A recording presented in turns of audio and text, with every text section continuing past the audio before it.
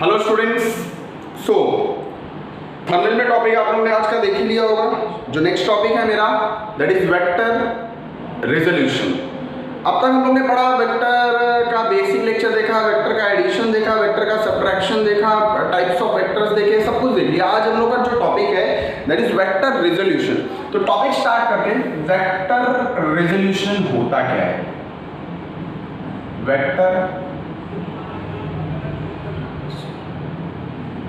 Resolution, what do you mean by vector resolution? हम लोग ने वेक्टर एडिशन पढ़ा था बेटा। वेक्टर एडिशन में क्या था हम लोग का कि दो वेक्टर्स को मैं ऐड करता हूं और उससे एक नया रिजल्ट बनता है। जैसे मैंने वेक्टर एडिशन में आपको बताया था कि ये एक वेक्टर है बेटा आपका ए, ये एक वेक्टर है, ये ए बार है, ये बी बार है, ए और बी को यूज करके ये तीसरा वेक्टर बना दिया, it will be A bar plus B bar. हाँ या ना? क्लियर है सब लोगों को? ये दो वेक्टर का इफेक्ट, ये दो वेक्टर का इफेक्ट ये सिंगल दे सकता है। This is called as vector addition, मतलब दो वेक्टर्स को ऐड कर दिया। आज के लेक्चर में मैं आप लोगों को सिखाऊंगा कि एक वेक्टर को कैसे मैं दो पार्ट में तोड़ता हूं। ठीक है, तो डायरेक्टली लेक्चर स्टार्ट करते हैं। मान लिया जाए कि कोई एक वेक्टर है, this is your vector, this is a vector A bar.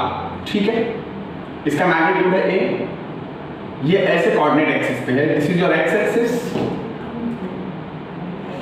And this will be your Y axis. This is your x axis and this is your Y axis.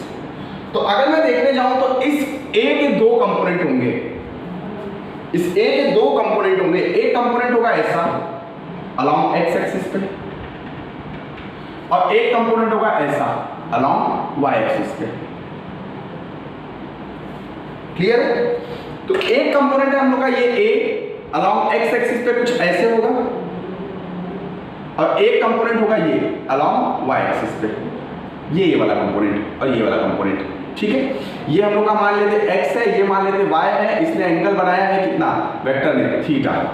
तो from diagram what I can write, from diagram what I can write, what is your sin theta? If this is y, this will be also y. What will be your sin theta? Sin theta will be opposite upon hypotenuse. It will be y by a, so y will be equal to a sin theta. What about cos theta? Cos theta will be adjacent upon hypotenuse. It will be x by a, so your x will be equal to a cos theta. तो x आपको मिल गया, it will be a cos theta और y आपको मिल गया a sin theta. तो instead of this we can write here it will be a sin theta. ये a sin theta है, ये भी आपका a sin theta है। अगर ये a cos theta है तो ऊपर भी आपका a क्या होगा? x will be equal to a का cos theta. तो मैंने बताया क्या बेसिकली आपको यहाँ पे कि किसी एक वेक्टर को मैं दो कंपोनेंट में तोड़ दे रहा हूँ, दो पार्ट में स्प्लिट कर रहा हूँ। The splitting of vector into its two mutual perpendicular component. एक वेक्टर को मैं दो कंपोनेंट में तोड़ रहा हूँ, इसको हम लोग क्या बोलते हैं? That is called as what we called resolution of vector, vector resolution. ठीक है, तो अगर देखिए इस वेक्टर के मैं दो कोऑर्डिनेट पूछूं, x पे कितना है, तो x पे कितना है हम लोग का a का cos थीटा है, y पे कितना है a का sin थीटा। तो वेक्टर को मैं कैसे रिप्रेजेंट कर सकता हूं? इस वेक्टर को रिप्रेजेंट करने के लिए मैं क्या बोलूंगा? x के साथ i लगा दो और y के साथ j लगा दो। x का वैल्यू कितना है? x का वैल्यू है आपका a का cos theta i cap plus y का वैल्यू है आपका a का sin theta with j cap. This is your vector.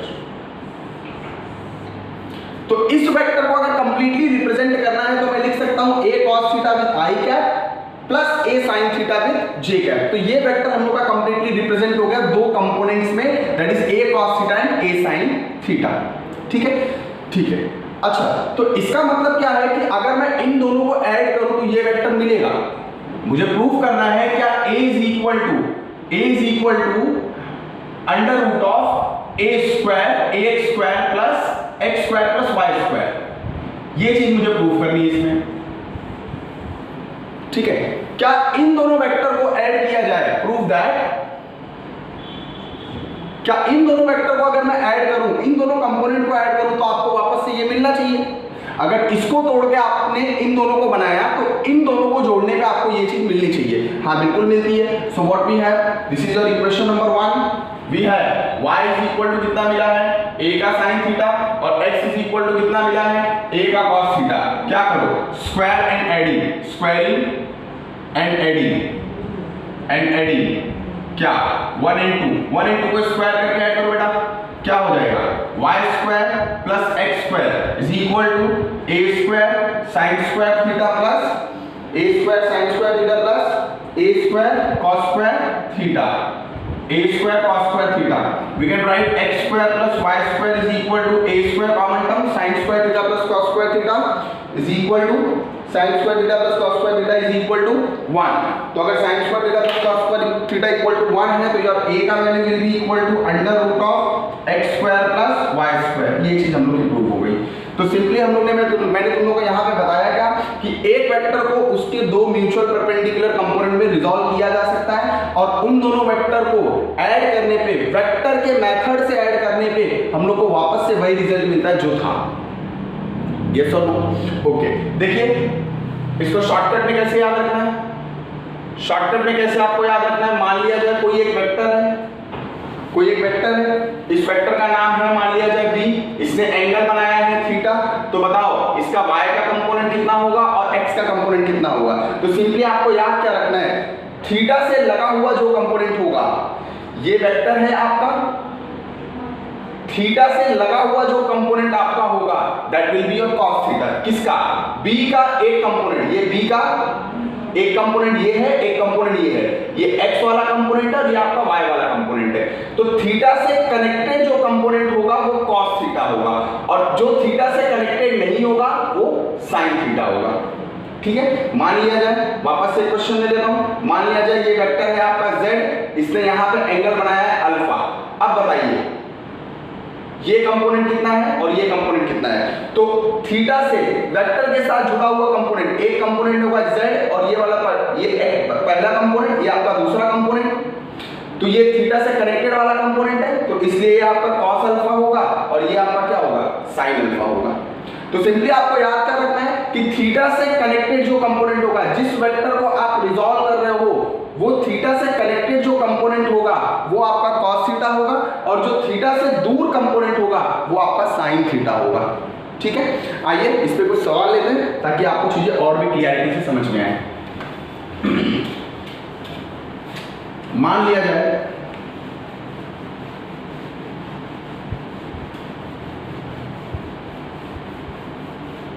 Question, मान लिया जाए कोई एक वेक्टर है जिसका मैग्नीट्यूड आपको दिया हुआ है, the magnitude of this vector is 10 at an angle 30 degree. So what are the two mutual perpendicular component of this vector? इसका मैग्नीट्यूड कितना दिया है आपको, 10 दिया हुआ है. तो अगर मैं इसके दो कंपोनेंट देखना चाहूं तो एक कंपोनेंट होगा आपका ये, एक कंपोनेंट होगा आपका ये x वाला और एक कंपोनेंट होगा आपका ये, this is your y component. तो जो x का कंपोनेंट होगा वो कितना होगा, थीटा से कनेक्टेड कंपोनेंट है तो 10 का थीटा से कनेक्टेड वाला क्या होता है cos 30. cos 30 कितना होगा आपका, cos 30 कितना होता है under root of 3/2. So it will be under root of 3. अगर मैं ये वाला कंपोनेंट देखने जाऊं sin 30 कितना होता है आपका 1/2, कितना आ गया 5.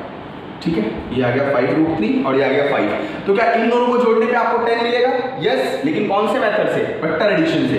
तो देखिए वेक्टर एडिशन से जो अगर मैं जोड़ने जाऊं तो क्या हो जाएगा, मान लिया जाए a हम लोग का वेक्टर है, अंडर रूट ऑफ दोनों वेक्टर के बीच का एंगल कितना है, किसको किसको जोड़ रहा हूं, ये वाला वेक्टर ये वाला वेक्टर, इन दोनों के बीच में एंगल कितना है 90, under root of a square plus b square. ठीक है, तो 5√3 का स्क्वायर प्लस 5 का स्क्वायर कितना हो जाएगा, ये 25 मल्टीप्लाई बाय 3 प्लस 25, ये आ गया 75 plus 25, answer is root of 100 that is 10. Yes, इन दोनों को जोड़ने पे ये कंपोनेंट और ये कंपोनेंट, इन दोनों को जोड़ने पे आपको 10 मिल रहा है और 10 को आप स्प्लिट कर रहे हो तो आपको 5√3 और 5 मिल रहा है. This is resolution of vector.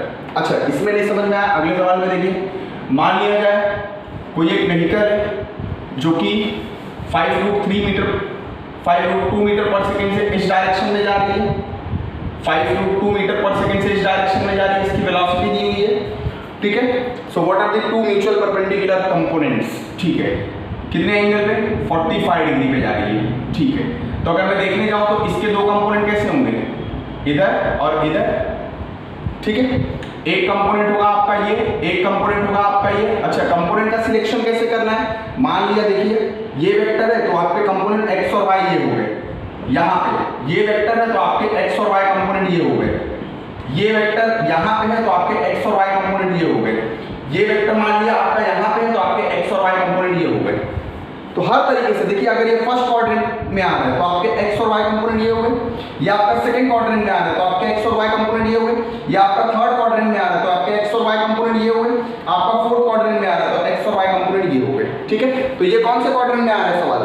ये सवाल आपके आ रहा है फोर्थ क्वाड्रेंट में। तो फोर्थ क्वाड्रेंट में आपका x और y कंपोनेंट किधर होगा देखने जाऊंगा, तो ये होगा आपका x का कंपोनेंट, ये होगा आपका y का कंपोनेंट। कितना है ये? 5√2। थीटा से कनेक्टेड वाला कंपोनेंट जो होगा वो x है और थीटा से दूर वाला कंपोनेंट आपका y है। तो x वाला वैल्यू कितना होगा? x will be equal to किसका? 5√2 को तोड़ रहा हूं इनटू कितना? cos 45। cos 45 कितना होता है आपका? cos 45 कितना होता है? 1/√2। So answer is 5. And what about y? 5√2 into sin 45. sin 45 कितना होता है बेटा आपका? It is same as 1/√2. √2 से √2 गया, आंसर is 5. तो ये भी आपका 5 आ रहा है और ये भी आपका 5 आ रहा है। क्या दोनों को जोड़ने पे आंसर 5√2 आएगा? Answer is yes. कैसे? √5 का स्क्वायर प्लस 5 का स्क्वायर, 25 प्लस 25, 50, 50 का रूट होता है 5√2।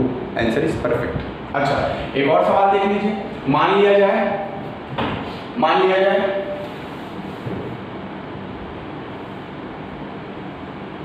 एक व्हीकल है जो कि इस डायरेक्शन में मूव कर रही है, यहां पे मूव कर रही है। कितने से? एक फोर्स लग रहा है यहां पे, मान लीजिए कितने न्यूटन का? 100 न्यूटन का फोर्स लग रहा है at an angle 37 degree, at an angle 37 degree. So what are the two mutual perpendicular components? तो अगर मैं म्यूचुअल परपेंडिकुलर कंपोनेंट इसके देखने जाऊं तो इसके दो म्यूचुअल परपेंडिकुलर कंपोनेंट, एक कंपोनेंट आपका ये होगा, ये x वाला कंपोनेंट है, और एक कंपोनेंट आपका ये वाला होगा, x एंड y। कितने एंगल पे आपका? 37 है। तो अगर मैं y वाला कंपोनेंट देखूं, थीटा से कनेक्टेड कंपोनेंट है, थीटा से कनेक्टेड कंपोनेंट है तो कितना होगा? f का कितना, इसका कितना? cos कंपोनेंट है ये, cos 37। f का वैल्यू कितना बेटा आपका? 100। What is cos 37 sin 37? देखिए स्टैंडर्ड वैल्यूज मैं आपको बता रहा हूं, किसी बड़े न्यूमेरिकल का एक छोटा सा पार्ट हो सकता है। sin 37, cos 37, sin 53, cos 53। आपको ये वैल्यूज याद रखनी है, ये स्टैंडर्ड वैल्यूज है जो कि किसी भी एक बड़े सवाल का छोटा सा पार्ट हो सकता है। sin 37 होता है 3/5, दैट इज 0.6। cos 37 होता है 4/5, 0.8। sin 53 होता है 4/5, 0.8, और ये होता है आपका 3/5, दैट इज 0.6। ये वैल्यूज स्टैंडर्ड वैल्यूज है, ये आपको याद रखनी है। ठीक है, sin 37 कितना है आपका? 3/5, that is 0.6। cos 37 4/5, 0.8। sin 53 4/5, cos 53। ठीक है, आइए sin cos 37 कितना है आपका? 0.8। तो answer will be 80 Newton. And what about x component? x क्या है? x कंपोनेंट थीटा से दूर है तो वो sin होगा, that is f sin 37। That means 100 into 0.6, 100 into 0.6, answer is 60 Newton. Clear है? अच्छा, आइए मैं एक सवाल और देखता हूं इसी पे। मान लिया जाए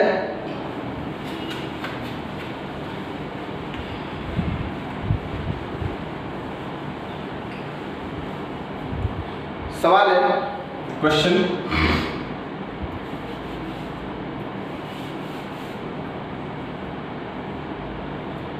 ये एक व्हीकल है जो कि 50 मीटर पर सेकंड से मूव कर रही है एट एन एंगल 53 डिग्री। आप सवाल सॉल्व करोगे, जल्दी से पास करके आंसर सवाल का आंसर निकालिए। तो देखिए इसके दो कंपोनेंट होंगे, एक कंपोनेंट ये और एक कंपोनेंट ये कंपोनेंट कितना होगा? 50 का क्या? cos 53, और ये वाला कंपोनेंट कितना होगा? 50 का sin 53। cos 53 कितना होता है बेटा आपका? cos 53 is nothing but, cos 53 मैंने आपको बताया था, अभी वैल्यूज लिखे थे, दैट इज 3/5 टेंजा, ये आ गया आपका 30, और ये होगा आपका 4/5, ये आ गया आपका 40। क्लियर है? सो आपको शायद यहाँ पे डिसोल्यूशन ऑफ वेक्टर एकदम क्लियर से समझ में आ गया होगा कि डिसोल्यूशन ऑफ वेक्टर होता क्या है। आइए मैं एक सवाल जो कि मैंने वेक्टर सबट्रैक्शन में भी लिया था यहाँ पे भी ले लेता हूँ। मान लिया जाए कोई एक रिजिड सरफेस है, यहाँ पे मैं एक बॉल को फेंक रहा हूँ m मास का विद अ वेलोसिटी v, ये इस सरफेस पे जा रहा है और लग के m मास का v वेलोसिटी से रिटर्न आ रहा है। कितने एंगल पे? Theta angle with respect to horizontal. तो आपको बताना है कि बताइए इनिशियल मोमेंटम और फाइनल मोमेंटम का डायरेक्शन क्या होगा। तो देखिए mv इधर जा रहा है, तो अगर मैं देखने जाऊं तो इसके दो कंपोनेंट ऐसे होंगे, ये एक्सिस पे ना इस डायरेक्शन में, यहाँ पे इस एक्सिस पे, तो इसके दो कंपोनेंट कैसे होंगे? इसके दो कंपोनेंट ऐसे होंगे। क्लियर है? तो अगर ये थीटा है बेटा तो आपका ये थीटा होगा, तो mv के साथ ये क्या हो जाएगा? ये आपका mv है और ये भी आपका mv से जा रहा है, ये mv का क्या हो जाएगा? cos थीटा, और ये थीटा से दूर दैट मीन्स mv का sin थीटा। अगर मैं यहाँ पे देखूँ तो mv का ये थीटा के साथ कनेक्टेड कंपोनेंट है, तो ये mv का cos थीटा और ये mv का sin थीटा। ठीक है, तो फाइनल मोमेंटम में ये दोनों चीजें हैं, इनिशियल मोमेंटम में ये दोनों चीजें हैं। देखिए किसका डायरेक्शन चेंज नहीं हुआ है? साइन थीटा क्या डायरेक्शन चेंज हुआ? Answer is no. लेकिन cos थीटा पहले इधर था, अब देखिए इधर है, cos थीटा का डायरेक्शन चेंज हुआ? यस। तो final vector minus initial vector mv cos theta minus mv cos theta i cap plus mv cos theta i cap. तो दोनों का अगर मैं देखूंगा तो -2 mv cos theta i cap, जो कि वहां पे भी आपका आंसर आया था। क्लियर है? आइए आगे बढ़ते हैं। अगर किसी को मैं देख लूं resolution on inclined plane, resolution on inclined plane, inclined plane से पहले एक दो सवाल और देख लेते हैं। मान लिया जाए सवाल क्वेश्चन, ये लग रहा है आपका 10 मीटर का, कितने एंगल पे? 30 डिग्री पे। ये लग रहा है आपका 50 मीटर का डिस्टेंस, 10 है 50 है, मान लीजिए 37 डिग्री पे। ये आपका लग रहा है 90 degree. Find the x and y component after resolution of all this three vector. ये a का मैग्नीट्यूड है, ये b का मैग्नीट्यूड है और ये आपका c का मैग्नीट्यूड है। इन तीनों को रिजॉल्व करने पे x और y पे आपको वैल्यूज कितने मिलेंगे ये आपको बताना है, जो आपको ये वेक्टर रिजोल्यूशन से करना है। तो देखिए अगर मैं देखने जाऊं तो ये एक वेक्टर हो गया इधर, इसके दो कंपोनेंट कितने होंगे? ये 10 का कितना होगा? cos 30। बेटा cos 30 कितना होता है? cos 30 इज नथिंग बट √3/2, तो ये आपका जाएगा 5√3। तो इसका आंसर आ गया आपका 5√3 यहाँ पे। इसका दूसरा कंपोनेंट आपका ऊपर होगा, इस डायरेक्शन में होगा। ठीक है, कितना होगा इसका कंपोनेंट? 10 का sin 53 sorry sin 30 is nothing but half, तो इस पे आ गया आपका 5। तो इसको आपने दो कंपोनेंट में रिजॉल्व कर दिया। अच्छा अब एक काम करिए, इसको दो कंपोनेंट में रिजॉल्व करिए। तो इसके दो कंपोनेंट क्या होंगे? एक कंपोनेंट होगा ऊपर और एक कंपोनेंट होगा इधर। तो ये वाला कंपोनेंट कितना होगा? 50 का थीटा से कनेक्टेड है, तो 50 का cos 37 आपका कितना था? 4/5। 50 × 4/5, 50 × 4/5, तो ये आ गया 10। Answer is 40। अच्छा यहाँ पे कितना आएगा? 50 का क्या? sin 37 क्या होता है बेटा आपका? That is 3/5। अगर कैंसिल होगा तो 10, आंसर इज 30 आएगा यहाँ पे। अच्छा अब देखिए आपको x और y पे, क्या इसको आपने तोड़ दिया? यस। क्या इसको आपने तोड़ दिया? यस। क्या इसको आप तोड़ सकते हो? Answer is no, because it is present on y axis.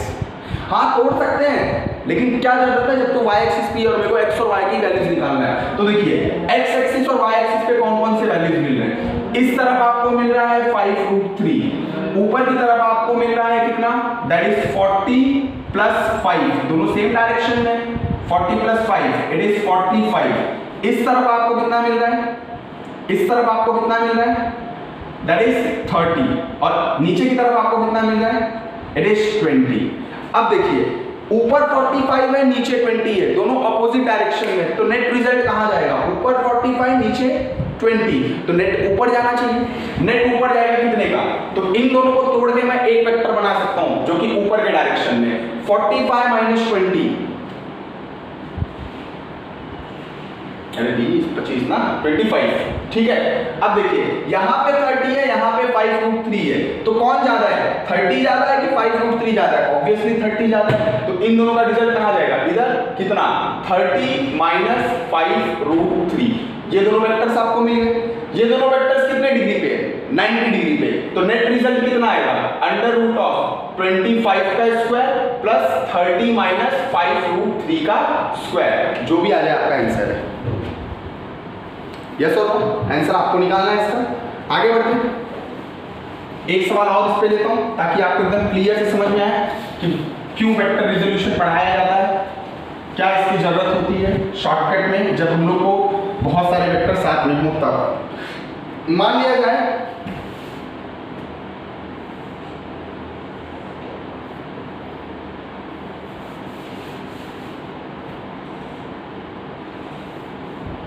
मान लो ऐसा कुछ,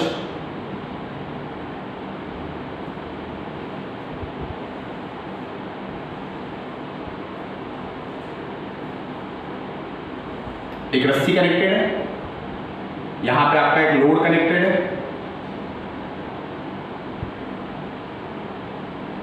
जो कि 10 kg का है।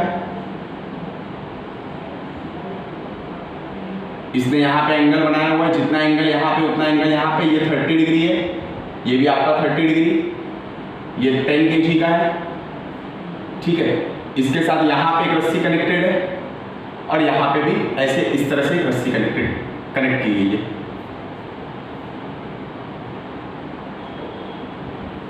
ऐसा मत लीजिए सवाल, मैं चेंज करता हूँ।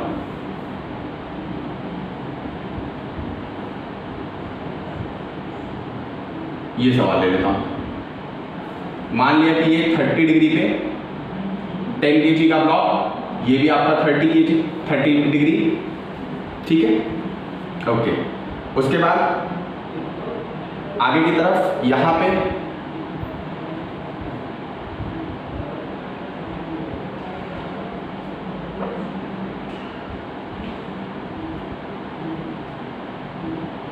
पे आपको निकालना है। यहाँ पे मान लीजिए इस रस्सी में टेंशन T1 है और इस रस्सी में टेंशन T2 है और ये 45 डिग्री पे लगा हुआ है, ठीक है। नीचे इसका कितना लगेगा आपको निकालना है। टेंशन T1 और T2 कितना होगा? टेंशन T1 और T2 का वैल्यू निकालना है या फिर टेंशन T1 और T2 का इक्वेशन बनाना है, या T1 और T2 के वैल्यूज कितने होंगे ये निकालना है आपको। कैसे करेंगे? देखिए एकदम इजी है। आइए, पूरा सिस्टम क्या है? इक्विलिब्रियम पे है। पूरा सिस्टम क्या है बेटा आपका? इक्विलिब्रियम पे है। तो देखिए ये T1 का क्या होगा? इसके दो कंपोनेंट होंगे। ये T1 है तो T1 के दो कंपोनेंट, T1 का ये होगा बेटा आपका sin 30 मीन्स हाफ, तो T1/2। ये T1 का होगा आपका cos 30, तो T1 का cos 30 कितना होता है बेटा आपका? √3/2। सिमिलरली अगर मैं यहाँ पे देखूं तो ये क्या होगा बेटा आपका? T2 का, ये T2 का कंपोनेंट है, ये T2 का cos 45 क्या होता है? 1/√2, और ये T2 का sin 45, तो T2/√2। क्या इसके x कंपोनेंट दोनों सेम है? देखो इक्विलिब्रियम पे इसका मतलब क्या है कि x पे लगने वाला फोर्स और y पे लगने वाला फोर्स, क्या वो ऊपर नीचे हो रहा है? Answer is no. क्या आगे पीछे हो रहा है? Answer is no. मतलब इस तरफ इन दोनों x एक्सिस पे लगने वाला फोर्स और y एक्सिस पे लगने वाला फोर्स क्या है? इक्वल है। x एक्सिस पे कौन कौन से फोर्स लग रहे हैं? तो T1/2 is equal to T2/√2। Yes और नो? x एक्सिस पे T1/2 लग रहा है और इस तरफ क्या लग रहा है? T2/√2 लग रहा है। ओके, तो ये दोनों इक्वल है, तो T1 will be equal to 2/√2 times to the T2। तो व्हाट वी कैन से कि T1 इज इक्वल टू, अगर मैं इसमें कैंसिल करूं तो √2 टाइम्स टू दी T2। ये T1 और T2 में आपको रिलेशन मिल गया है। अब ऊपर लगने वाला फोर्स कौन कौन सा है? तो ऊपर लगने वाले दो फोर्सेस हैं, कौन कौन से? T2/√2 plus T1 √3/2। ये दोनों फोर्स नीचे लगने वाले फोर्स के इक्वल है। नीचे कितना फोर्स लग रहा है, इसका वेट क्या होगा, वेट का फॉर्मूला होता है mg, तो 10 into 10, मान लीजिए 9.8 लेते हैं हम लोग, 10 ले लेते हैं, it is equal to 100 newton नीचे लग रहा है और ऊपर कितना लग रहा है, ये दोनों लग रहा है, तो इट इज इक्वल टू कितना आना चाहिए आपका, 100 के इक्वल आना चाहिए। Okay, what is the T1 और T2 में रिलेशन, तो instead of T1 what I can write √2 times the T2, या फिर हाँ ठीक है रखिए यहाँ पे T2 की जगह कितना लिख सकते हैं, T1 by √2, T1 by √2 into √2 plus T1 under root of 3 by 2 is equal to 100, तो ये कितना हो जाएगा, T1 by 2 plus T1 √3 by 2 is equal to 100, ये 2 यहाँ से चल के वहाँ चले जाएगा, T1 कॉमन ले लूँ, T1 कॉमन ले लूँगा तो 1 plus √3 is equal to 200, 1 plus √3 कितना होता है, √3 का वैल्यू सबको पता है 1.732 is equal to 200, या फिर डायरेक्टली मैं इसको नीचे ले लेता हूँ, T1 is equal to 200 divide by 1 plus √3 Newton. अगर T1 आपको मिल गया तो T1 का वैल्यू यहाँ पे पुटअप कर दीजिए, आपको T2 मिल जाएगा। तो ये था आपका वेक्टर रिजोल्यूशन। अब हम लोग वेक्टर रिजोल्यूशन को देखते हैं किसी पर्टिकुलर एंगल पे, आइए समझते हैं। Inclined plane, vector resolution on inclined plane, vector resolution on inclined plane, किसी प्लेन पे, मान लिया जाए ये प्लेन है, ये थीटा एंगल पे इंक्लाइंड है, एक ब्लॉक ले लिया मैंने, ठीक है, पहले एक्स और वाई आपका कैसे चलता था, ऐसे, लेकिन अब ये एक्स और वाई ऐसे हो जाएगा, दैट मींस ये ऐसी दुनिया चलेगी, that means this is your x axis and this is your Y axis, clear है? ओके, ये मान लिया जाए ब्लॉक है हम लोग का m मास का, तो m का ये नीचे लग रहा है क्या, दिस इज योर mg, ये सॉल्व। अगर ये mg लग रहा है तो mg के दो कंपोनेंट होंगे, एक कंपोनेंट ये और एक कंपोनेंट ये। हम लोग कहाँ रिजॉल्व करते हैं, x और y को रिजॉल्व करते हैं। अब देखिए एंगल का इसमें सबसे बड़ा गेम है, क्या गेम है देखिए ध्यान से। अगर ये एंगल थीटा है तो अगर मैं हॉरिजॉन्टल लाइन अगर बना दूं तो ये एंगल भी आपका क्या होगा, थीटा ही होगा, यस और no. If this angle is theta, incline line का हॉरिजॉन्टल के साथ, इंक्लाइन लाइन का हॉरिजॉन्टल के साथ एंगल क्या आएगा, थीटा ही आएगा। अगर ये आपका थीटा है तो 90 डिग्री शिफ्ट ये भी आपका क्या होगा, थीटा ही होगा। कैसे, ये मान लिए एंगल 1, एंगल 2, एंगल 3, तो can I write 1 + 2 is equal to, ये दोनों 90 डिग्री पे दिख रहा है, 1 + 2 is equal to 90 and 2 + 3 is equal to 90, yes और नो। अरे हाँ ना, if I will compare 1 + 2 is equal to 2 + 3, 2 से 2 कैंसिल तो 1 is equal to 3, angle 1 and angle 3 are equal, इसको बोलते हैं 90 डिग्री शिफ्ट। दैट मींस यहाँ पर सिंपली मैं तुम लोगों को बताता हूँ, देखिए ये एंगल थीटा तो ये भी एंगल थीटा, तो 90 डिग्री शिफ्ट ये भी थीटा। ओके, मैं किसको रिजॉल्व करना है, उसके पास के दो कंपोनेंट चाहिए, क्या mg को रिजॉल्व करना है, यस, तो mg के पास क्या एंगल मिल चुका है, यस, तो mg के दो कंपोनेंट होंगे, mg का ये होगा आपका cos थीटा और mg का जो दूर वाला कंपोनेंट होगा वो होगा आपका sin थीटा। अब डायरेक्टली इसको अगर आपको याद रखना है तो कैसे याद रखेंगे, ध्यान दीजिए। मान लिया जाए ये आपका इंक्लाइन प्लेन है, मान लीजिए ये आपका इंक्लाइन प्लेन है, ये आपका थीटा हो गया, ये आपकी बॉडी रखी हुई है, इसका मास है mg, इसका mg कैसा लग रहा है, वर्टिकली डाउनवर्ड, इसके दो कंपोनेंट होंगे, एक कंपोनेंट ये और एक कंपोनेंट आपका ये होगा। अगर ये एंगल थीटा है तो बेसिकली आपको याद रखना है ये एंगल आपका थीटा है, कैसे, जो मैंने इसमें बताया डिटेल में। अगर ये आपका थीटा है तो mg का ये कौन सा कंपोनेंट होगा, mg का आपका ये होगा, mg का cos थीटा, और mg का ये कौन सा कंपोनेंट होगा, this will be your mg का sin थीटा। आइए एक सवाल ले लेते हैं इस पे क्वेश्चन। मान लिया जाए कोई एक ब्लॉक है, कोई एक ब्लॉक है जो कि 53 डिग्री एंगल पे 10 किलो का ब्लॉक है, इसको 53 डिग्री एंगल पे रखा हुआ है इंक्लाइन प्लेन पे। अब बताइए इसके दो कंपोनेंट कौन से, इसके वेट के, तो इसका वेट कैसा लग रहा है, ऐसा vertically downward, it will B 100 के दो कंपोनेंट होंगे, एक कंपोनेंट ये होगा और एक कंपोनेंट आपका ये होगा। अगर ये एंगल आपका 53 है तो बेटा ये भी एंगल आपका 53 होगा। अगर ये एंगल 53 है तो ये 100 का cos 53 होगा और ये 100 का sin 53 होगा। cos 53 कितना होता है बेटा, सबको पता है, इट इज इक्वल टू 3/5, ये आ गया आपका 20, आंसर इज 60 न्यूटन। और अगर मैं यहाँ पे देखने जाऊँ तो ये कितना हो जाएगा आपका 100 का sin 53, it is 4/5, answer is 80 Newton. Clear? एक और सवाल ले लेता हूँ। मान लिया जाए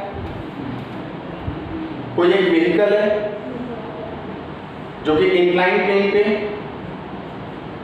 कोई एक डिस्क है या फिर रोल कर रही है इंक्लाइन प्लेन पे, ठीक है। मान लिया जाए डिस्क का ये 45 डिग्री है, इसका वेट जो नीचे की तरफ लग रहा है वो 5√2 × 10 है या फिर 100√2, 10√2 इसका मास है, तो इसका वेट कितना लगेगा 10√2, 100√2, क्योंकि g से मल्टीप्लाई किया। ओके, इसके दो कंपोनेंट होंगे, एक कंपोनेंट होगा ये और एक कंपोनेंट होगा ये। अगर this angle is 45, so what about this? This is also 45, तो अब ये क्या हो जाएगा 100√2 × cos 45 is 1/√2, √2 से √2 गया 100, और अगर मैं यहाँ पे देखूँ तो इट विल बी 100√2 × 1/√2, √2 से √2 गया, this will be also 100। So this is what all about your resolution of vector। मैंने अभी तुम लोगों को पहले बताया था कि वेक्टर, दो वेक्टर को ऐड किया जा सकता है, मतलब दो वेक्टर को जोड़ा जा सकता है, और आज के लेक्चर में मैंने बताया कि दो वेक्टर को जोड़ा जा सकता है, एक वेक्टर बनेगा तो एक वेक्टर को तोड़ के हम लोग दो वेक्टर भी बना सकते हैं, और इसको हम लोग बोलते हैं resolution of vectors. So this we have done with this resolution of vector. Next lecture जो हम लोग का होगा उस लेक्चर में मैं आपको बताऊंगा कि वेक्टर का मल्टीप्लिकेशन कैसे किया जाता है, वेक्टर का मल्टीप्लिकेशन और कुछ इंपॉर्टेंट रूल्स जिसको हम लोग साइन और कोसाइन रूल्स या फिर लेविस थ्योरम भी बोलते हैं, जो कि आखिरी लेक्चर होगा हम लोग का इस सीरीज का। ओके, अगर आप लोगों ने इसके पहले के लेक्चर्स नहीं देखे तो सबसे पहले जाके उस लेक्चर्स को कंप्लीट करिए, क्योंकि आगे आने वाले लेक्चर्स तभी समझेंगे जब आपको बेसिक चीज़ें काफ़ी अच्छे तरीके से क्लियर होगी। Thank you very much.